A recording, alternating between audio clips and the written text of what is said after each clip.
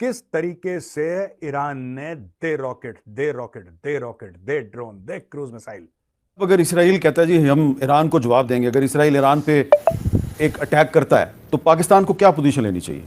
एक मारता है missile, embassy out, general out. Iran के जर्नलों को तीसरे मुल्क में फड़का दिया जाके।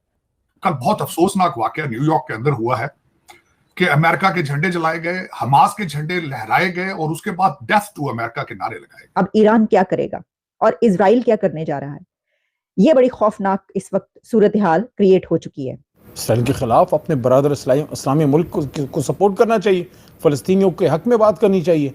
उम्मत मुस्लिमा में हमारा एक लीड रोल है, हमें वो रोल अपनाना चाहिए। हमें ओआईसी की, बेशक ओआईसी में जान नहीं है, हमें उसमें किरदार अपना अदा करना चाहिए। हमारे फॉरेन मिनिस्टर साहब को ओआईसी के मुल्कों के दौरे करने चाहिए। वज़ीर-ए-आज़म पाकिस्तान को ओआईसी के प्लेटफॉर्म पे जो है वो बात करनी चाहिए। उनको तमाम इस्लामी ममालिक के सरबराहों से रब्ता करना चाहिए। देखें, हम तो एक, ये तो सिर्फ हम मुख्तलिफ ममालिक में तकसीम हैं, हमारा जसद तो एक है ना, हम तो एक बदन के हिस्से हैं। जो सही बुखारी में हुजूर सल्लल्लाहु अलैहि वसल्लम ने फरमाया था, मेरी बात तो नहीं है, सरकार दो आलम हज़रत मोहम्मद मुस्तफ़ा सल्लल्लाहु अलैहि वसल्लम की बात है कि तमाम उम्मत मुस्लिमा की मिसाल एक बदन की तरह है। बदन के एक हिस्से को जब तकलीफ पहुंचती है, पूरे बदन को तकलीफ पहुंचती है। तभी तो जब गाज़ा में मुसलमान बच्चे शहीद होते हैं, हमारे इधर पेशावर में या इस्लामाबाद या कराची या सिंध में या बलूचिस्तान में या पंजाब में लोगों के दिल दुखते हैं, आंखों से आंसू क्यों जारी होते हैं?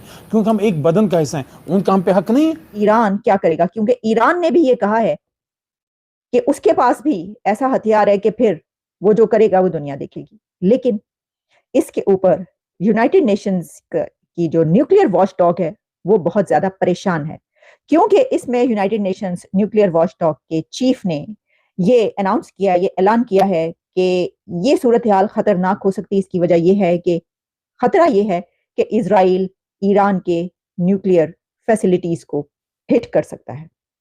अब इस वक्त जो खतरा दरपेश है सबको, पूरी दुनिया को, और जो बात की जा रही है और जिसमें यूनाइटेड नेशंस के जो सेक्रेटरी जनरल हैं एंटोनियो गुतेरेस, उनकी तरफ से भी ये कहा गया है कि रेस्टोरेंट शो की जाए। और इसी के साथ IAEA के chief nuclear watchdog, UN nuclear watchdog के चीफ का ये कहना है कि उनको ये खतरा है कि कहीं ये न्यूक्लियर की जंग ना स्टार्ट हो जाए। इसकी वजह यह है कि कहीं ऐसा तो नहीं होगा कि इजराइल ईरान की न्यूक्लियर को हिट करेगा। इस साथ जितनी भी मुसलमान उम्मा है वो बड़ी खुशियां मना रही हैं। उनके अगर सोशल मीडिया पे स्टेटस देखें तो बड़ी खुशी का इजहार कर रहे हैं कि ईरान ने जो इसराइल के साथ किया वो बेहतरीन किया, क्योंकि इसराइल ने जो है गजा के अंदर बड़ा जो है जुल्म ढाया हुआ था, बड़ी बर्बरियत ढाई हुई थी।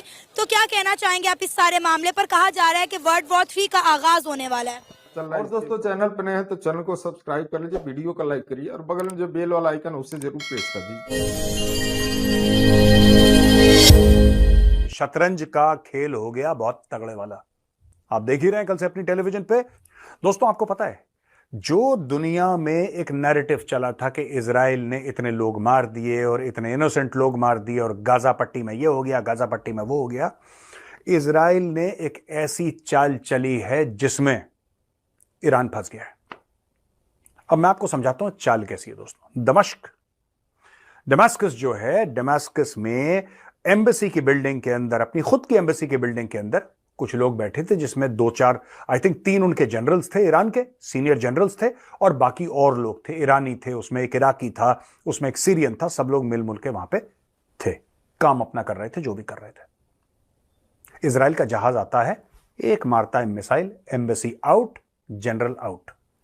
ईरान के जर्नलों को तीसरे मुल्क में फड़का दिया जाके। अच्छा, ईरान जो है वो एक आइडियोलॉजिकल स्टेट है। ईरानी जो हैं अपने लोगों को दबा के अपने लोगों को दहशत में रखते हैं। ईरान के जो मुल्ले मौलाना हैं वो दहशत से कंट्रोल करते हैं। याद है वो लड़की जिसने हिजाब नहीं पहना था, उसको जान से मार दिया, फिर दूसरी लड़की को जान से मार दिया, कितने लोगों को गायब कर दिया।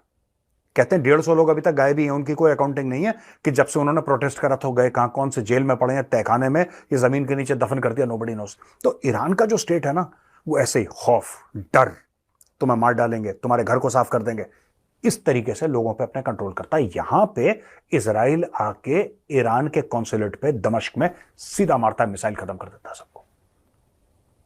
यार, ये तो ईरान के लिए बहुत बड़ा चैलेंज है।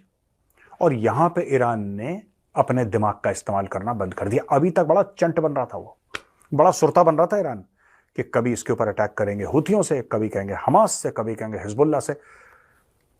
इजराइल के छोटे से अटैक जो कि एक बिल्डिंग पे हुआ था, उसने पूरी तरीके से एक्सपोज कर दिया ईरान को, और ईरान सामने आ गया। आप सांप के बिल में जब धुआं डालते हैं ना, तो सांप बाहर निकलता है। थोड़ा सा धुआं डाला इजराइल ने, सांप बाहर आ गया। ईरान ने यह सबसे बड़ी गलती कर दी दोस्तों, जो उसने इजराइल के ऊपर, यह नहीं कि मैं कह रहा कि इजराइल अटैक करेगा नहीं करेगा, वो बात की बात है, वो बात की बात है। आज तक जो दुनिया थी जो इजराइल को कह रही थी कि तुमने इतने लोगों को मार दिया, इतने इनोसेंट लोगों को मार दिया, 2 स्टेट सोल्यूशन, 4 स्टेट सोल्यूशन, ये करना चाहिए, वो सारा मामला पैकअप हो गया डब्बे में। सारा का सारा मामला दोस्तों डब्बे के अंदर पैकअप हो गया। अब दोस्त ये कह रही है कि यार ईरान कैसा मुल्क है यार, यानी कि पहले ईरान की कोई बात ही नहीं कर रहा था, अभी तक ईरान की कोई बात नहीं कर रहा था, जबकि इन सब के पीछे जो 3 एच हैं, हुथी, हमास, हिजबुल्लाह, जो ये 3 एच हैं, इनके पीछे है कौन? ईरान। लोग इनके बारे में बात कर रहे थे, लोग इजराइल के बारे में बात कर रहे थे, सारे के सारे देश, इनफैक्ट इजराइल के दोस्त तक इजराइल को कह रहे थे यार सीज फायर करो, तुमने अति कर दिया यार, इतने बंदे मार दिए। इजराइल ने कुछ नहीं करा, हल्का सा धुआं, सांप बाहर। ईरान ने क्या करा यह मैं आपको बताता हूं। ईरान ने तकरीबन 170 ड्रोन, 170 ड्रोन्स, करीब 120 बैलिस्टिक मिसाइल और कम से कम 10 क्रूज मिसाइल इजराइल के ऊपर फायर करें। क्या सब के सब ईरान ने अपनी जमीन के ऊपर से करी? मोस्ट प्रोबेबली नॉट, क्योंकि ईरान के और जगह भी स्ट्रेटेजिक इंटरेस्ट हैं। कुछ ईरान ने अपनी भूमि से करी होगी, कुछ ईरान ने बोला होगा सीरिया से आने दो, कुछ यमन से आने दो, कुछ लेबनान से आने दो, कुछ कहीं से आने दो, लेकिन इतना जो असला है, इतनी मिसाइल हैं, ये इजराइल के ऊपर गिराने के लिए उसने फायर कर दी, बोला कि जाओ भस्म हो जाओ बेटा। इजराइल के 3 टियर एयर डिफेंस है दोस्तों। जो ड्रोन है या लो लेवल का थ्रेट है, उसके लिए इजराइल का जो सिस्टम है उसका नाम है आयरन डोम। भारत में बड़ा मशहूर है, क्योंकि हमने जब से देखा है, जब से आयरन डोम आया है, तो इंडिया में बड़ा एक, जिसको कहते हैं ना कल्ट फॉलोइंग इसकी हो गई, सब लोग आयरन डोम की बात करते हैं कि साहब आयरन डोम है।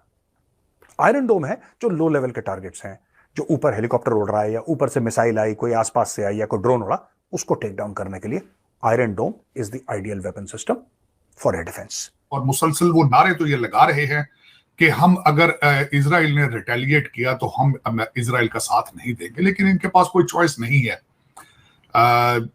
दुनिया मिले जुले चीजों अपने इसका इजहार कर रही है कि शायद ये नूरा कुश्ती थी, इनकी मर्जी से ये सारा जो कुछ किया था, उसमें उनका 72 घंटे का नोटिस, फिर 10 घंटे का नोटिस, और उसके बाद फौरन ईरान की तरफ से ये जवाब आना कि हमने अपने अहदाफ हासिल कर लिए। हालांकि सिर्फ 15 मिसाइल, उन 300 में से 15 मिसाइल गिरे वहां पे, और उसके बाद उन्होंने कहा कि हम इसके बाद अभी रिटेलिएट नहीं करेंगे। तो ये, लेकिन वार कैबिनेट जो है वो मुसलसल उनकी हर रोजाना मिल रही है, और वहां से जो चैटर्स आ रहे हैं तेल अवीव से, इजराइल से, कि उनके पास एक अपॉर्चुनिटी है, उनके पास एक मौका है कि वो हमला करके ईरान के एटमी तनसीबात, एटॉमिक उनके जो एसेट्स हैं उनको उड़ा दें।